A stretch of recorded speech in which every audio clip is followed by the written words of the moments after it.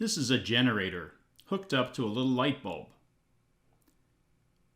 In a generator, we put in mechanical energy and get out electrical energy.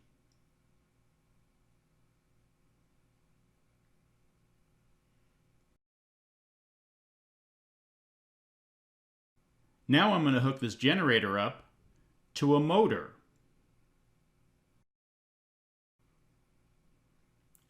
A motor takes in electrical energy and puts out mechanical energy.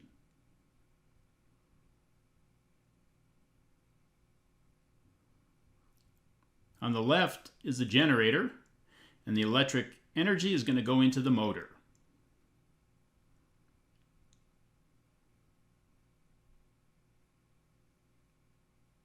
Oh wait, no, this one's the generator.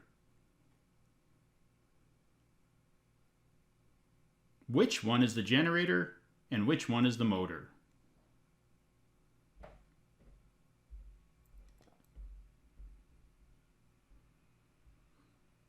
Now if I just have a generator all by itself, and the leads aren't connected to anything, so the generator can't create a current. It's an open circuit. Look how easy it is to turn that wheel. But if I connect the leads together so the generator is creating a current, there's a path for the current to flow on the output of the generator. Can you feel how hard that is to turn?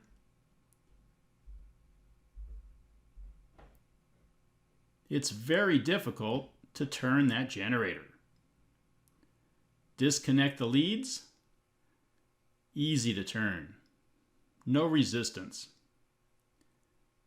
Connect them together so the generator is actually generating electricity. And it's very hard. We have to do a lot of work. We have to put energy in to get that electrical energy out.